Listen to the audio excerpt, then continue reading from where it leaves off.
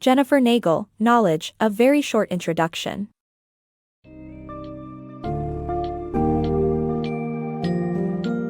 In Knowledge, A Very Short Introduction, Jennifer Nagel dives into the captivating world of epistemology, exploring the complex depths of knowledge and how we gain it. This summary will guide readers through key concepts such as the intricacies of knowing versus believing, objective versus subjective truth, and the notable perspectives of well-known philosophers. Additionally, you will examine the role of skepticism, rationalism, and empiricism in shaping our understanding of knowledge, as well as the fascinating relationship between testimony and epistemology.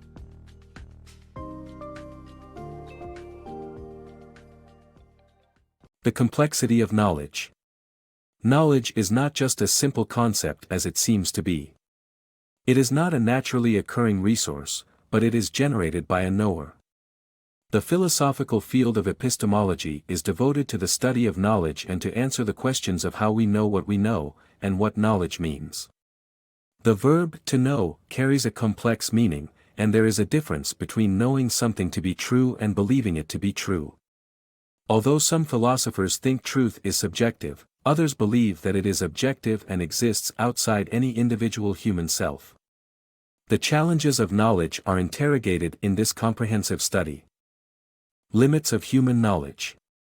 The concept of knowledge is central to our lives, yet the limits of what we can truly know are a subject of heated debate among philosophers. Skeptics reject the notion of absolute knowledge, arguing that even the most apparently straightforward facts can never be indisputably proven. This ancient tradition of skepticism takes two forms. The academic skeptics hold that knowledge is impossible, while the Pyrrhonians simply avoid arriving at any conclusion. The Stoics distinguish between impression, which is what one perceives, and the subsequent judgment of whether or not to accept what one perceives. Yet, there is no way to know for certain even what appears to be objective. Ultimately, knowledge may well remain something we strive for but never fully attain. Descartes and Locke, advancing two understandings of knowledge. René Descartes and John Locke, key figures of 17th-century modern philosophy, made influential contributions to epistemological thought by refuting skeptics' views on inaccessible knowledge. However, they had different approaches to knowledge. Descartes was a rationalist and believed that humans can apprehend fundamental truths, including the certainty of self-existence and God's existence, which are innate and foundational. In contrast, Locke was an empiricist and thought that ideas are gained through sensation and reflection, which vary in each individual. While he agreed with some of Descartes' work, he did not share the latter's high opinion of humankind's innate rationality. Overall, Descartes' rationalism and Locke's empiricism advanced two new understandings of knowledge, challenging the traditional views of skeptics and providing insights into the ways in which humans acquire knowledge. The slippery relationship between knowledge and belief. The conditions through which we come to know something have been a subject of debate among philosophers.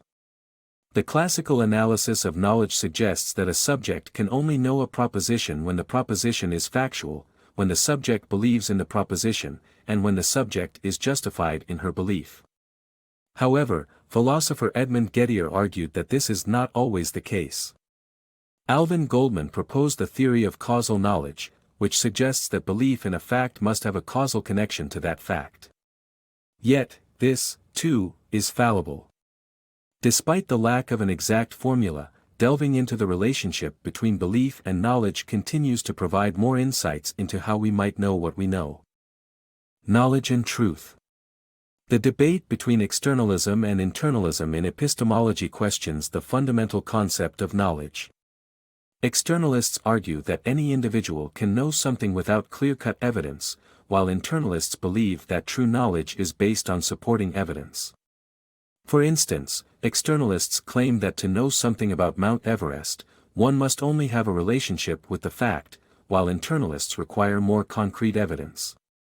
Despite the differences between the two, both place enormous significance on systematic first-person thinking. Through our senses, powers of deduction, and reflection, we can obtain knowledge. However, externalists accept automatic thinking as knowledge, whereas internalists hold that true knowledge must be based on a clear understanding of concrete evidence. Testimony as a form of knowledge.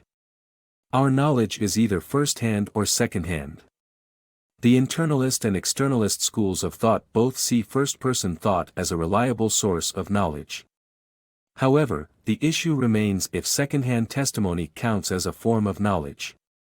Philosophers are divided on whether testimony is knowledge. Locke believed that knowledge only comes from perception. Reductionists believe that we possess critical faculties that enable us to assess the reliability of testimony. On the other hand, some philosophers argue that testimony is itself a form of knowledge as long as the informant is telling the truth. An imperfect source might still impart true knowledge, like a creationist teacher required to teach evolution. Regardless of the source, as long as the information is verified, it is considered knowledge. Knowledge and context.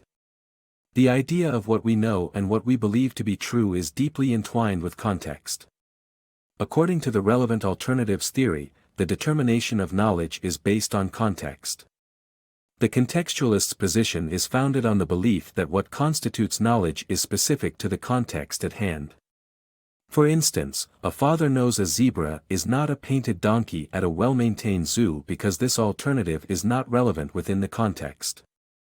The contextualist would argue that what someone knows is reliant on the context in which they are operating. Even the criteria for knowledge is context-dependent, as seen when someone describes a basketball player as tall, or nowhere close to it, depending on the given context. Barefoot, an ordinary person knows they aren't wearing shoes, while a skeptical person doubts if they are hallucinating. Contextualism is a radical idea that finds support among some thinkers, while others believe in the immutability of knowledge and truth. The power of intuition. Humans have the remarkable ability to read others' mental states through intuition. This skill is a form of mind reading, where we can guess what others know by making subconscious inferences. Our intuition has its limits, but it demonstrates how knowledge connects us and defines our relationships. While other animals also use mind reading, humans can manipulate a perceived lack of knowledge, allowing us to play jokes and pranks on one another. Despite challenges such as egocentrism and mental state tracking, our ability to intuit knowledge remains a powerful tool for building connections and understanding our world.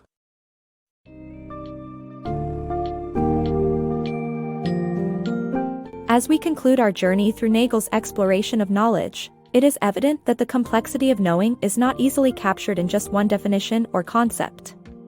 Epistemology presents us with a variety of concepts like rationalism, skepticism, and contextualism, offering an insightful blend of ideas to reflect on. To truly understand the nature of knowledge, one must be open to the idea that truth may be subjective or objective, and that we may harness knowledge through a mix of observation, intuition, and the understanding of others' mental states. The quest for knowledge is an ongoing adventure, and we must continue to refine our understanding of it as we delve into the depths of human experience.